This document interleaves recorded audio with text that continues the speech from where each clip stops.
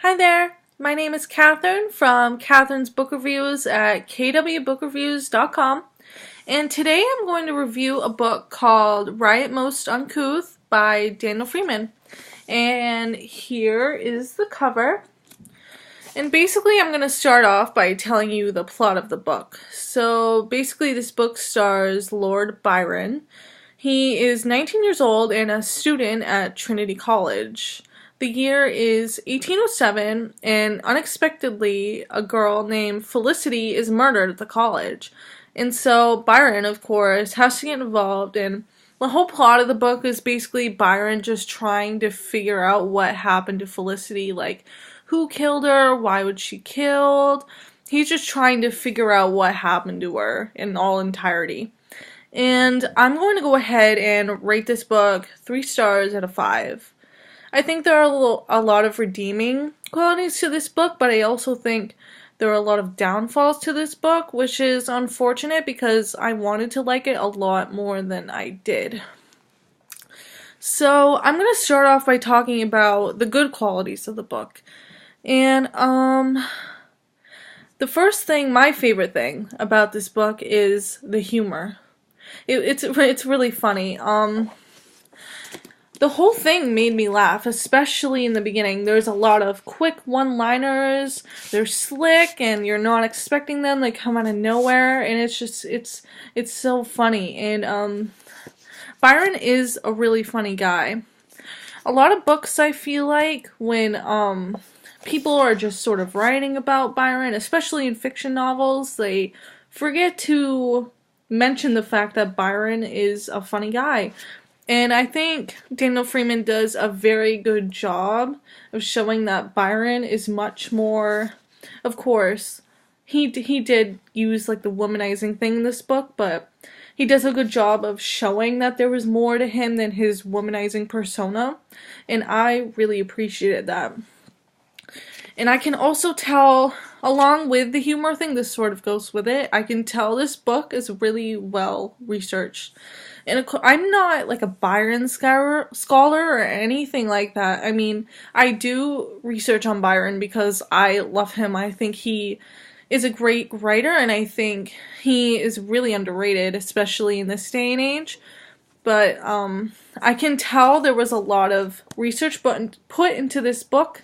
I think more research was put into this book than most fictional books about Byron, and honestly I haven't read that many fictional books about Byron.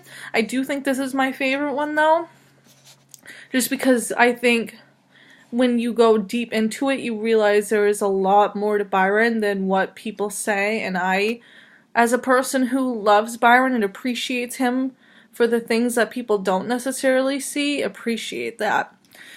And so I really liked those qualities, the fact that it was funny and well researched. I also really liked the quotes at the beginning of each chapter. Each chapter is very short, sort of like vignettes. They're like 5 or 6 pages, but there's a quote at the beginning, a Byron quote, either from his letters or from his poems. And they're short, but they do add more to the chapters, I feel. I thought it was great to put them with a story, because most of the time I feel they do match up with what is going on, and I thought it gave more insight, so that was really good. So all those qualities for me is what made it stand out as a good fictional novel about Byron. And then there were some sort of downfalls, confusing parts here and there that did kind of throw me off. I think the biggest thing that threw me off as a reader was the time lapses between the past and the present. So most of the time this book is in the present day, like Byron interacts with the people around him about Felicity, but there's also times where it goes back into the past. It talks about Byron and his childhood and his relationship with his mom and his dad. And I did like the insight into the past. I did think it was used a little too often, but the thing that bothered me the most, I believe, is the fact that I didn't really understand when time was going back and forth.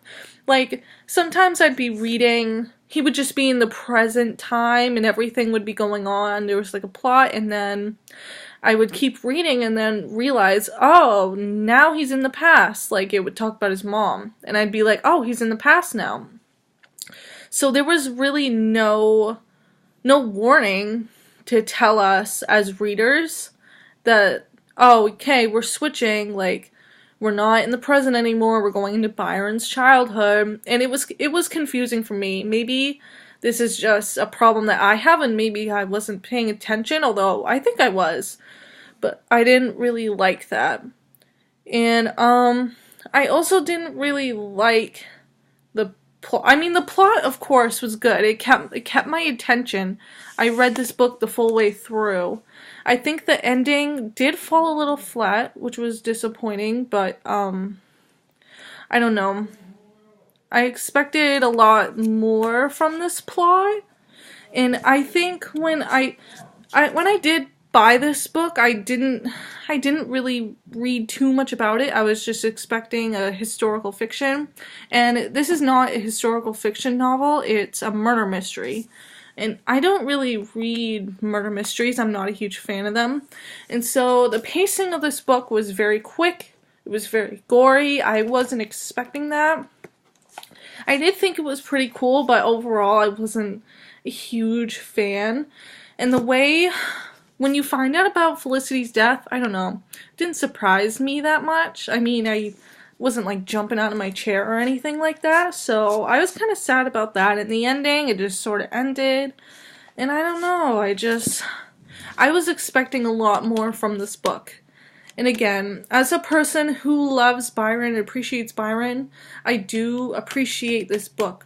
But I think if I gave this to my mom, for example, a person who doesn't know anything about Byron, she'd probably hate this book. She'd probably have no idea what was going on. I don't think people who don't know who Byron is wouldn't really like this book as much as a person who actually does read Byron. If that makes sense. I mean, I think people who like Byron will like this book, and I did like it. I didn't hate it, and I didn't love it either, which was sad because I wanted to so badly, but that's okay. And when I finished this book, I instantly wondered if this is a series. I have no idea if this is a series. It might be. If he wrote a second book, I would love to discover if he would make it another Lord Byron mystery, or if he would sort of expand it to other romantic poets like Keats or Shelley or any of those types of people. I think that would be really cool, but I think if he did write a second Lord Byron mystery, I would buy it. I would just be curious to see what Daniel Friedman would do about that and do with it. Because again, this book did hold my attention. I did read the whole way through, but I wasn't jumping up and down for it, but that's okay. If you like Byron, I'm sure you'll like this book. I don't know if you'll love it. I didn't love it. But it is a book with good qualities, the best quality being its humor. But it's also a book that has sort of downfalls. I feel like there are more downfalls than good qualities, more than I mentioned. I think you should read it yourself and try to figure out maybe what these downfalls are, or if you loved it, you should tell me. I want to hear opinions on this. I haven't read much opinions. I did go on Goodreads a little bit, and the opinions were scattered, like some people loved it and some people hate it. So I kind of want to hear your opinions on this book. I mean, it was okay, but I don't think I'll ever, take the time to read this again myself. But if there was a second book out, I would buy it and I would read it. So, yeah, so this is my review of Riot Most Uncouth, 3 stars out of 5. And that's it. So, I will see you later. Thanks for taking the time to watch my video. Make sure to read my reviews at KW Book Reviews, and I'll see you later.